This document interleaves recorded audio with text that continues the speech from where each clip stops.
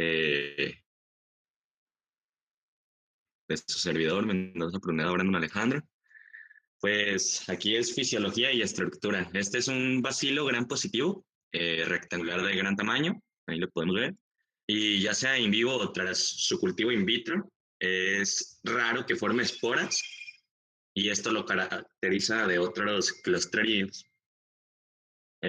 También son caracterizados por su rápido crecimiento y producir beta hemólisis en los medios que contienen sangre. Y el Clostridium perfringens tiene alfa, beta, epsilon e iota y se utiliza para subdividir a las cepas en 5 tipos, de la A a la E. Su patogenia se puede asociar a una colonización asintomática o puede producir desde una gastroenteritis hasta una destrucción devastadora de los tejidos. Y en este caso es la mionecrosis por Clostridium, asociada con una mortalidad muy elevada, aunque esta reciba un tratamiento temprano, no funciona realmente. Ok. En la toxina alfa, esta es la más importante y produce los 5 tipos. Es una lecitinasa que es capaz de lisar eritrocitos, plaquetas, leucocitos y células endoteliales. Provoca hemólisis masiva junto a un incremento de la permeabilidad vascular y hemorragia, destrucción tisular, toxicidad hepática y bradicardia y hipotensión. Y se produce fundamentalmente en el tipo A, o De sea, entrada, de las subdivisiones. de entrada es importante, Brandon, que comentemos que, digo, si bien es cierto, Clostridium no va a ser una bacteria que va a ser, digamos, como reemergente o que encontremos con mucha frecuencia. Pero en pacientes en los que sí llegamos a localizarla, pues una de los factores de patogenicidad o de virulencia más bien, más importantes es que es un alto productor de toxinas, como bien tú ya lo comentabas hace unos momentos, y que hay toxinas, como el caso de la toxina alfa, que también lo comentas de paso, pues que es una lecitinasa y que esta, su principal función va a ser destrucción de las uniones dermoepidérmicas, provocando necrosis tisular, ¿verdad? Que quizás sería básicamente lo más Así es. alarmante De de su hecho, está la toxina patogenia. alfa, la beta, Ujú, así es. Ok, sí. adelante. De hecho, está la toxina Ajá. alfa, la beta, la epsilon y la iota. Y estas producen la enterotoxina, Ujú, que más adelante voy hablar de ella. a explicar. Ujú, muy bien. Sí, en la toxina beta es la responsable de la estasia intestinal, la destrucción de mucosa, conformación de lesiones necróticas y evolución a una enteritis necrótica. Más adelante voy a explicar más de estos puntos.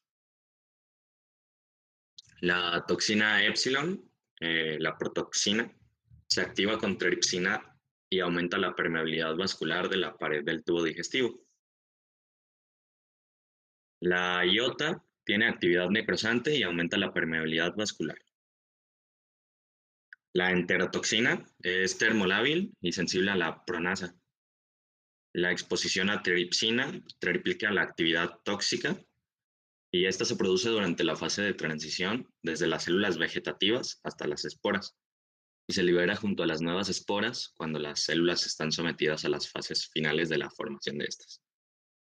Las condiciones alcalinas del intestino delgado estimulan la esporulación y esta se une a los receptores de la membrana del borde en cepillo del epitelio del intestino delgado, en el ilion y en el yeyuno, pero pues nunca en el duodeno no. Y la inserción de esta toxina en la membrana celular modifica su estructura y conlleva una alteración de la permeabilidad de membrana y pérdida de líquidos e iones, o sea, diarrea acuosa. También actúa como un superantígeno que estimula la actividad de los linfocitos T. y los anticuerpos se encuentran con frecuencia en adultos, pero no confieren en sí protección. La epidemiología, el tipo A habita con frecuencia en el aparato digestivo del ser humano y de los animales, y tiene una amplia distribución en la naturaleza, fundamentalmente en el suelo y en el agua contaminados por heces. Las esporas se forman en condiciones ambientales adversas y pueden sobrevivir durante periodos de tiempo prolongados. Las cepas de tipo B a E colonizan el aparato digestivo de los animales. Este no se da en sí en los humanos, ya que en el tipo A origina las, las infecciones en humanos, incluidas las de tejidos blandos, intoxicaciones alimentarias y septicemia primaria. La tipo C es el agente etiológico de una de las infecciones más importantes en el ser humano, la enteritis necrótica. Su diagnóstico se reconocen de forma viable en las muestras tisulares teñidas con Gram, bacilos grandes, Gram positivos. Ujú. En las infecciones de tejidos blandos, eh, estas especies de clostridios pueden colonizar las heridas y la piel sin consecuencias clínicas. De hecho, la mayoría de las cepas de Clostridium perfringens y de otras especies de Clostridios aisladas en cultivos de las heridas no tienen significación clínica. Sin embargo, estos microorganismos también pueden causar una variedad de infecciones en tejidos blandos que incluyen celulitis, fascitis, miositis supurativa y mionecrosis o gangrena. También hay que tener en cuenta que las enfermedades que, que este Clostridium hace son las infecciones de tejidos blandos, como dije, celulitis, miositis supurativa, mionecrosis o gangrena gaseosa, intoxicación alimentaria, enteritis necrótica y Ujú. septicemia, que son las más frecuentes. Frecuentes. Su origen histórico, eh, este perfringes que atraviesa está asociado a una necrosis de gran invasividad. Y el tratamiento es primordial en las infecciones graves que requieren un desbridamiento quirúrgico y un tratamiento con dosis elevadas de penicilina. El tratamiento de las intoxicaciones alimentarias es sintomático, como dije, se hace lo de la pérdida de líquidos e iones, o sea, la diarrea acuosa, y el cuidado adecuado de las heridas y el uso racional de la profilaxis antibiótica previenen la mayoría de las infecciones. También, por ejemplo, aquí podemos también observar, como había dicho, de la celulitis, que es un edema localizado y eritema con formación de gas en tejidos blandos, generalmente es indoloro. La miositis supurativa es la acumulación de pus en los planos musculares y necrosis muscular, ni síntomas sistémicos. La mionecrosis esta es de destrucción rápida y dolorosa de tejido muscular, diseminación sistémica con mortalidad elevada. La gastroenteritis, eh, aquí tenemos intoxicación alimentaria, tiene un inicio rápido de espasmos musculares y diarrea acuosa en ausencia de fiebre, náuseas o vómitos.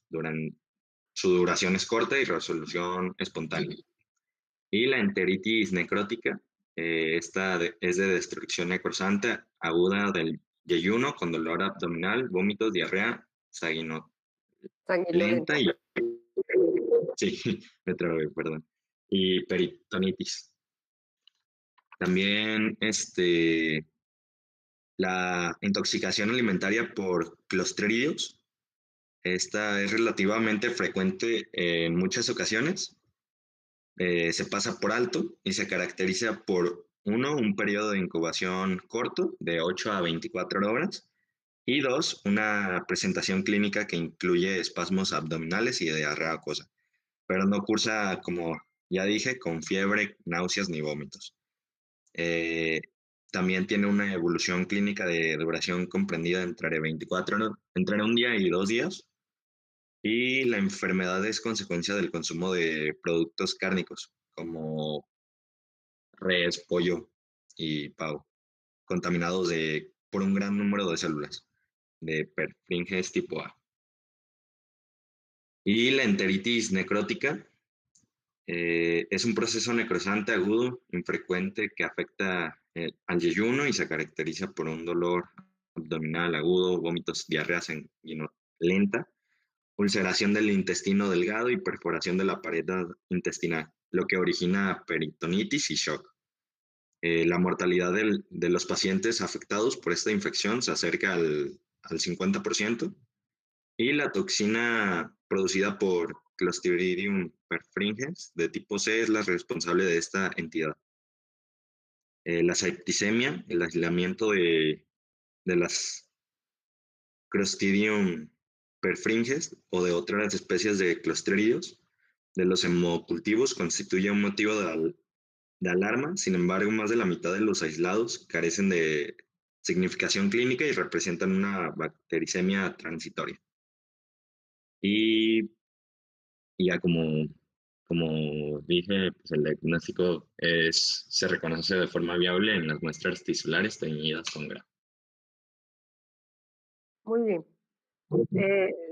Ciertamente lo que comentabas en relación a esta bacteria, pues si bien es cierto, no es una bacteria necesariamente oportunista o reemergente, es una bacteria que uno de los principales factores de patogenicidad que tiene es la destrucción a nivel de tejidos de endotelio vascular, entre otras cosas, lo que con mucha frecuencia va a verse traducido en necrosis del sitio donde está patogenizando.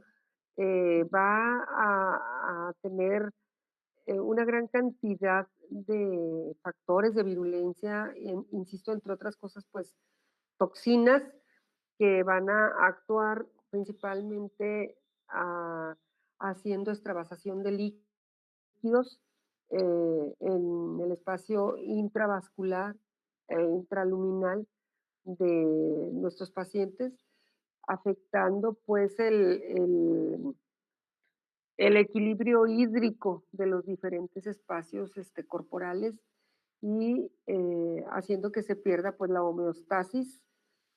Aparte de esto, la destrucción masiva a nivel celular de un sinnúmero de células, ocasionando, como ya lo comentaba su compañero, la, las hemólisis a nivel masivo y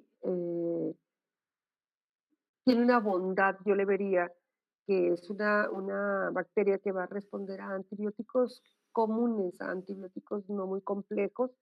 No hay una importancia significativa en cuanto a resistencias, que eso es algo que pues nos funciona bastante bien para el tratamiento, nada más que el avance de una infección provocada por Clostridium es bastante rápido, ya también lo comentaba Brandon, que va a hacer una destrucción tisular masiva en corto tiempo. De ahí que el tratamiento se debe de instaurar en forma precoz para que la destrucción a nivel de tejidos y obviamente la necrosis secundaria pues no se opere, pues no, no permitir. Y como también es importante señalar que una vez que se ha presentado, la debridación de heridas es un factor determinante para evitar el avance de la infección a nivel tisular, ¿no? La vamos a encontrar ocasionando a esta bacteria problemas en heridas quirúrgicas, no necesariamente tienen que ser heridas sucias, pues, en heridas quirúrgicas en pacientes que son intervenidos quirúrgicamente o bien en heridas traumáticas con mucha frecuencia y ahí patogenizando o en algunos de los pocos casos asociada a otras bacterias causando problemas importantes ahí. Otra cosa, que también es importante dejar claro, no es una bacteria, digo, de antemano es una bacteria que esporula, aunque las esporas no sean fácilmente identificables, y que, esta capacidad de esporulación le va a brindar esa esa, pues, situación de sobrevivencia a la bacteria a condiciones, adversas, ¿no? Esa capacidad, pues, adaptativa a condiciones adversas. Y una vez que la bacteria encuentra espacios favorables, activa la espora para empezar nuevamente con el proceso de patogenicidad. ¿Alguna duda, chicos? ¿Algo que ustedes quieran, comentar?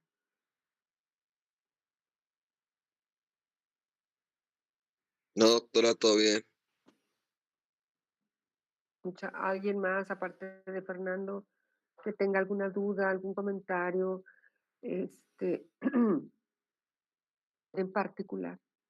Maestra, yo tengo una duda, pero sobre Mycobacterium leprae. ¿No? Em, Ayer estaba Ahorita leyendo ella, o la espera hasta el final. no, está bien, o sea, está Sí, bien. Sí, claro. muy bien.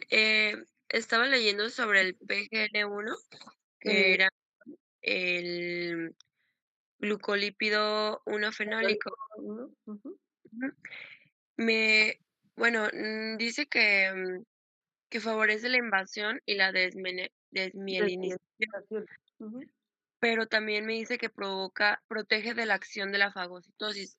Entonces, Ajá. yo me imagino que la bacteria llega al nervio y está como comiéndose la vaina de melina, algo así me la imagino, Ah, pero o ¿qué es lo que hace en sí? ¿O qué eh, es lo que hace esta molécula para proteger bueno, de la lo que fagocitosis? hace, hablando muy particularmente de lo que hablabas acerca de la desmielinización, no es que destruya las bandas de mielina. Lo que hace aquí es afectar a las células de Schwann, que son las productoras de la mielina. Una vez afectando a las Okey. células de Schwann, la haciendo apoptosis en las células de Schwann, obviamente, va a destruirlas y estas a su vez no van a poder hacer la mielina, que bien sabemos es una proteína que recubre el epineuro, el perineuro y el endoneuro, y que este recubrimiento pues le permite el que la información viaje a través de los nodos de Rambier, haciendo el Ujú. famoso impulso saltatorio y facilitando la transmisión de la sinapsis, ¿no? Entonces, lo que afecta es a las células de Schwann, aquí. De hecho, es Okey, característico. entonces el glucolípido fenólico Fenólico en uno. sí, ¿cuál es la función exacta como en esta? Va a estar en la membrana celular de la bacteria, ¿sí? Okey, Y le va a permitir el que se acople a los macrófagos y poder ingresar, o a la célula diana y poder ingresar, efectivamente. okey, maestra, muchas gracias. ¿De qué? ¿Alguna otra duda, muchachos? Que quede bien claro. Este, Clostridium es una bacteria anaerobia, gram positiva, fermentadora y alta productora de gas. Sí. De hecho, lo comentaba Brandon, que va a producir gas, sobre todo cuando hace necrosis gaseosa, va a haber una alta producción de gas, haciendo crepitación tisular por el gas distribuido en los espacios subdérmicos. Y es una característica muy particular de los clostridios. No es exclusiva de esta, pero de todos los clostridios, la producción de gas a nivel tisular. Entonces, am, alta formadora de toxinas y que tiene una función, ah, destructiva a nivel tisular. ¿Sí? Más que también hay que reconocerle la gran capacidad que tiene de causar gastroenteritis alimenticias y que es muy real lo que decía Brandon, que la podemos encontrar en productos cárnicos, principalmente en carne de pollo y carne de pavo, ¿sí? Haciendo gastroenteritis no febriles, pero sí con bastante espasmo y bastante líquido, ¿de acuerdo? Por favorece pues la permeabilidad luminal y entonces tenemos una diarrea osmótica muy brusca, muy de inicio muy pues muy brusco, ¿sí? Con bastantes espasmos abdominales. Que esas serían básicamente las entidades en las que está involucrada de primera intención. ¿Alguna duda, muchachos? ¿Algo que quieran comentar?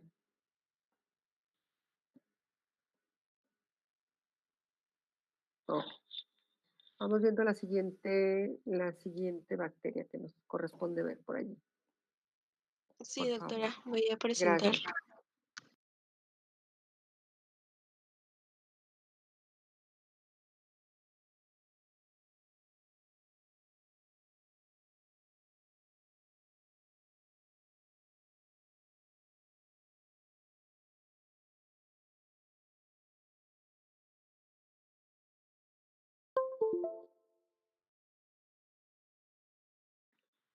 Muchas gracias, Brandon, por tu presentación.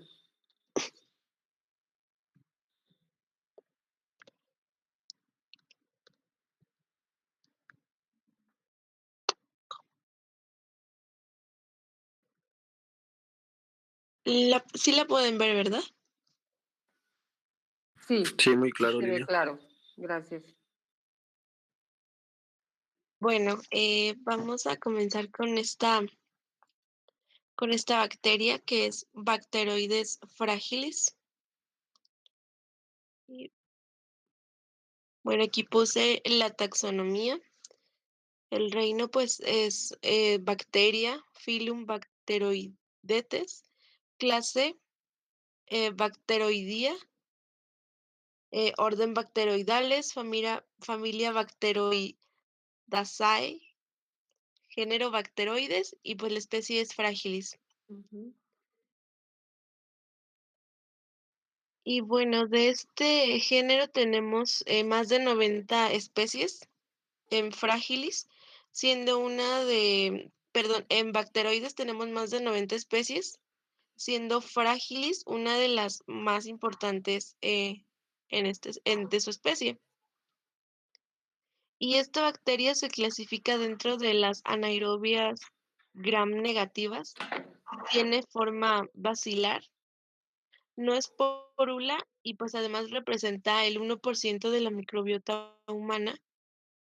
Esta coloniza las vías respiratorias superiores, es decir, nariz, boca, faringe, laringe, así como también aparatos genitourinarios y aparatos digestivos. Cabe mencionar que es muy difícil teñirla con tinción de Gram, porque se tiñe muy débilmente, la mayoría de los Gram negativos. Entonces, pues para teñirla se debe de tener como mucho cuidado al momento de examinarse, porque se verá como muy, muy poco.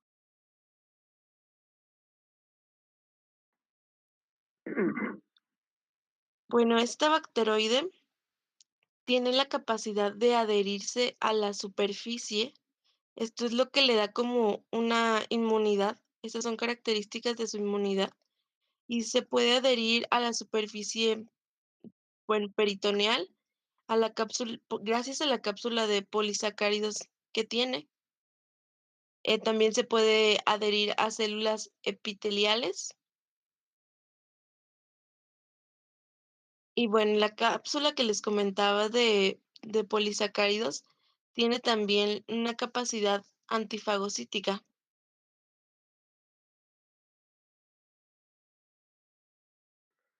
Sí, muy bien. Bueno, esta produce enfer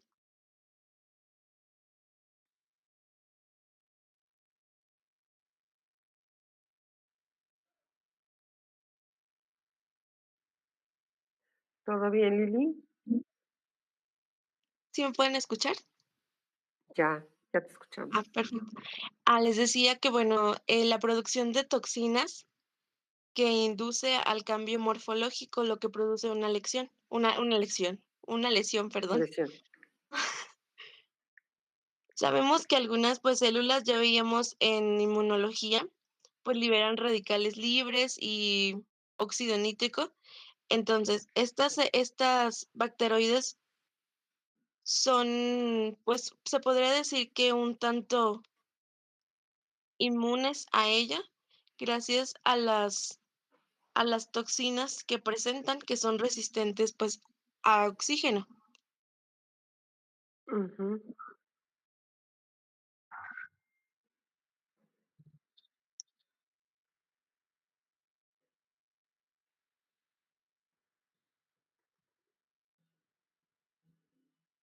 Y bueno, parte de la epidemiología de estas bacterias, pues, era que, como comentábamos al principio, esta bacteria coloniza, pues, algunas de las regiones del cuerpo, lo que ayuda a estabilizar la flora del lugar donde se encuentra.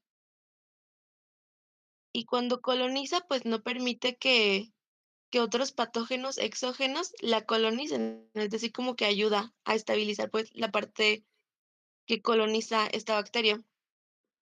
Pero cuando migran a otras zonas epiteliales, pues, en consecuencia, por ejemplo, de traumatismos o de algún proceso patológico, es cuando producen enfermedades graves.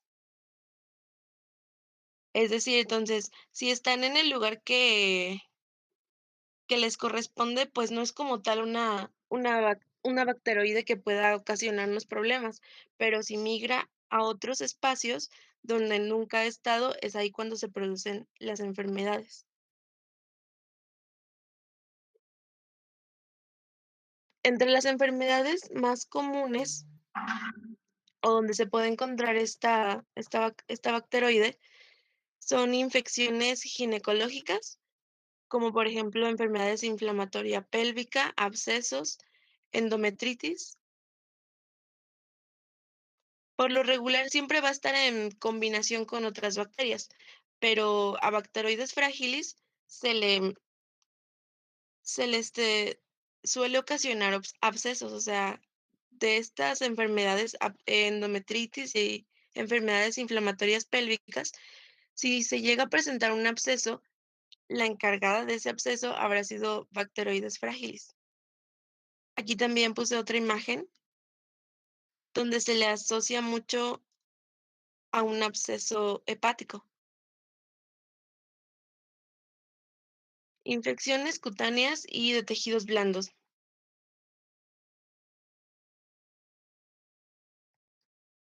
Aunque esta no forma parte de la flora de la piel, pues puede ingresar mediante una mordedura o contaminación de la herida y puede ocasionar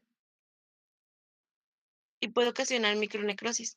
Aquí puse una imagen donde seguramente habrá sido alguna contaminación de herida y Bacteroides fragilis, pues ocasionó micronecrosis, que es una enfermedad pues que se le asocia también a esta bacteria. Y bacteriemia. Esto se le suele atribuir a los usos generalizados de antibióticos de amplio espectro. Y cuando se hace un cultivo de esta enfermedad, es muy frecuente pues encontrar esta bacteria presente. Muy Y bien. por último, gastroenteritis, que es como una de las donde más se hace presente esta bacteria y causa pues enterotoxinas que van a ser la diarrea acuosa. La mayoría de las veces afecta a niños menores de 5 años, pero pues esto no puede decir que no se presente en adultos Claro, son los grupos etarios más afectados, pero, igual puede presentarse en cualquier otro grupo de edad, ¿verdad? Sí, sí, doctora. Ujú. Y bueno, esta la podemos diagnosticar mediante una microscopía, cultivo o identificación bioquímica. Aunque ya decíamos que se tiñen muy débilmente si se hace, pues, con mucho cuidado al momento de analizarla, puede ayudarnos a un diagnóstico, pues, temprano. Y bueno, el cultivo debe de estar en un lugar con poco oxígeno. Se deberá tener mucho cuidado al momento de extraer la muestra para que no se contamine por medio de otras superficies corporales. Estas crecen muy rápido, aproximadamente, pues, en 2 días ya se tendrá un cultivo Positivo, y se ¿verdad? utiliza, ¿perdón? Un cultivo positivo. Ajá, sí, Ujú. un cultivo y, pues, se utiliza agar bilis porque crecen muy muy rápido o son como muy Afines a afines a bilis. pigmento biliar. Ujú. Y, pues, bueno, sí, y se aíslan, pues, muy fácilmente dentro de este tipo de.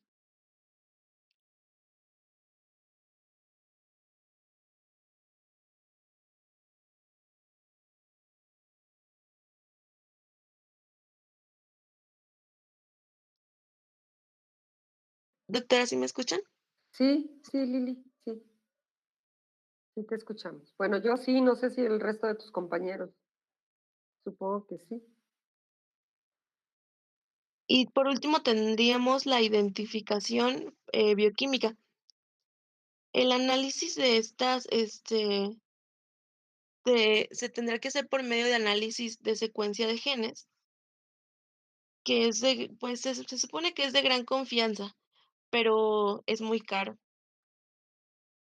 Y también existe la identificación por medio de instrumentales proteómicos, que es mediante espectrometría, es posible obtener información molecular. Entonces, pues, la identificación bioquímica nos ayudará a determinar, la información molecular de esta bacteria para diagnosticarse. Muy bien. El tratamiento, estas bacterias son resistentes a penicilina y cefalosporina, por lo tanto, pues, metronidazol, carbapenems, piperacilina y Ujú. tavostatam, pues, serían las más recomendadas en este caso. Si la Ajá. infección es muy grave, pues, se debe de combinar con intervención quirúrgica. Por ejemplo, en una micronecrosis, pues, se tendría tal vez que remover también tejido ya necrosado. Ajá. Y bueno, en conclusiones, puse que las cepas del grupo Bacteroides fragilis son los patógenos más comúnmente encontrados en las infecciones clínicamente importantes producidas por bacterias anaerobias o infecciones mixtas. Es decir, para mí una conclusión también sería que son las que propician em, los abscesos, o es decir, la pus. Fíjate que, ¿sí me escuchan a mí ahora? ¿Sí? Sí, doctora. Sí, Sí. doctora. Okey.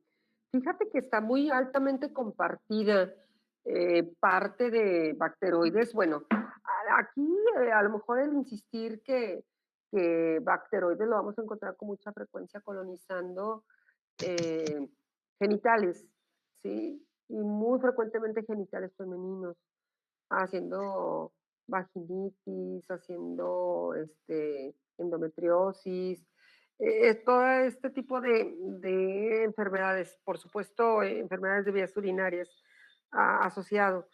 Pero curiosamente existe un marcador muy importante que cuando reducen algunos de los bacilos cotidianos o de las bacterias de la microflora, aumenta bacteroides.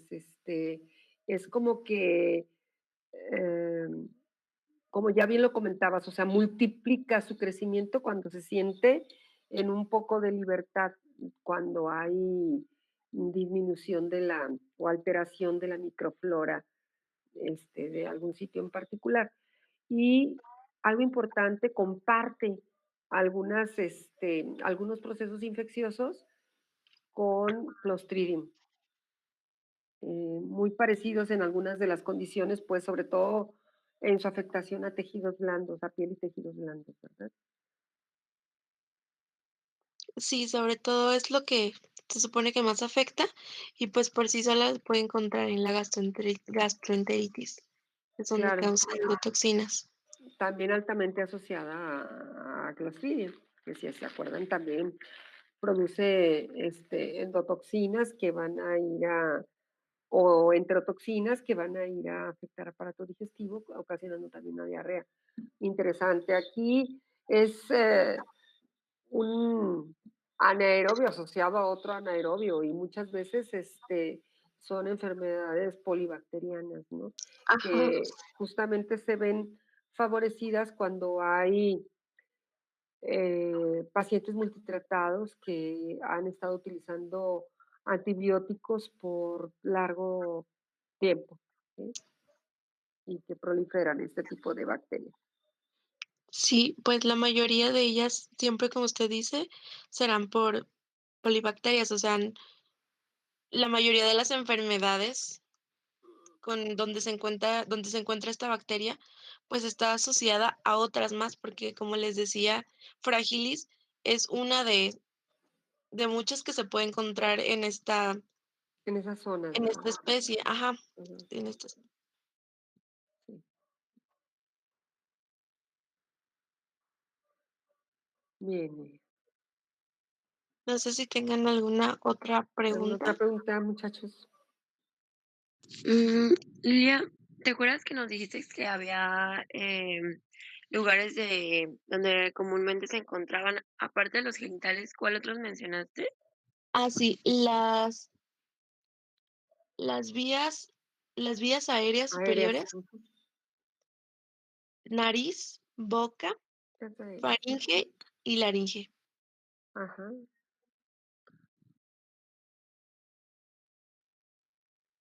Ok, gracias. No, de no, de y representa el 1%, o sea, de todo. Sí, afortunadamente no es de las más frecuentes, ¿eh?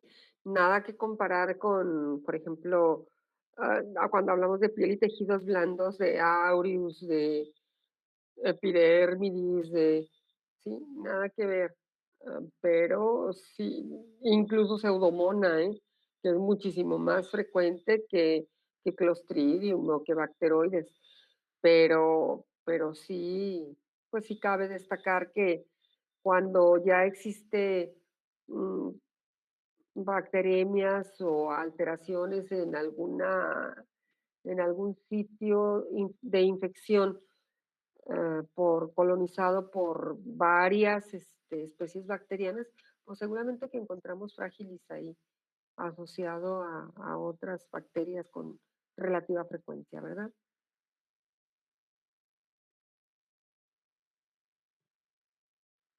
¿Algo más que quiera comentar alguno de los chicos, las chicas?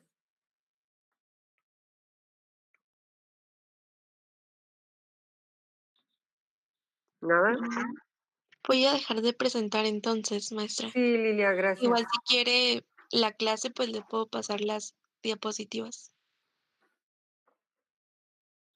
Muy bien. Yo pienso que sí te lo van a aceptar los muchachos. Gracias. No, de nada, doctora. Ustedes de las presentaciones que yo les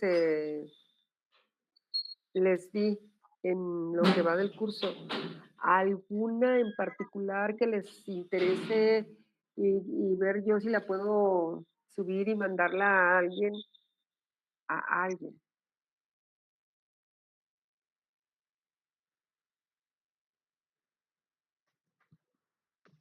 Mm, Bueno, parece que a nadie. Ok, pues No. si no tienen ninguna duda, muchachos, si no tienen ninguna preocupación de las bacterias que vimos, pues vamos tomándonos este ratito para iniciar y y que podamos ah, pues prepararnos. Se cerró mi micrófono. Yo prepararme para el examen de sus compañeros de cuarto ahorita y volverlo a revisar y ustedes para que se, se preparen para su examen que tienen a las 11. ¿Les parece?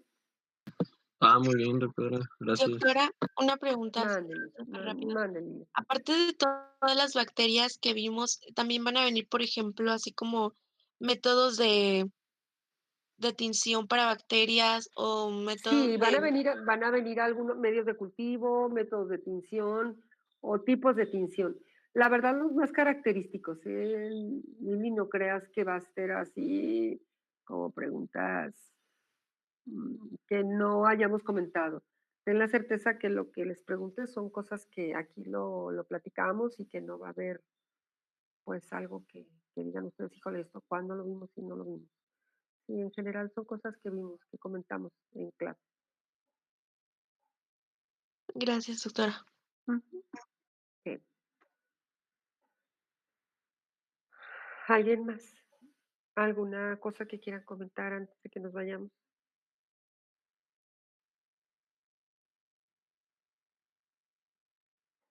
¿No? Pues sea. Mañana los veo en examen.